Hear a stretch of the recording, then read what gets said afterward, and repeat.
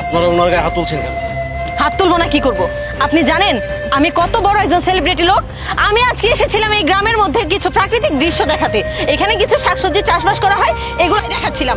উনি আমার লাইফটা নষ্ট করে দিছে। আপনি জানেন এই মুহূর্তে আমার লাইফে কতজন মানুষজন ছিল? সেই সব মানুষের সামনে উনি আমাকে অপমান করেছে। থামুন, আপনার কাছে আমি এত ডিটেলস শুনতে আসিনি। আমি দূর থেকে সবকিছু দেখেছি।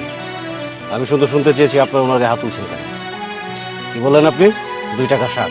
হ্যাঁ, 2 টাকার শাক। এই 2 টাকার শাক না হলে ওনার মুখে আহার জুটবে না। এমনও তো হতে পারে এই 2 টাকার শাক তুলে বাজারে বিক্রি না করলে একটা দুধের বাচ্চার মুখে দুধ জুটবে না।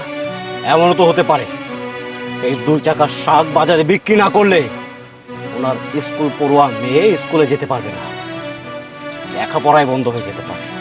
আর আপনি বলছেন 2 টাকার শাক।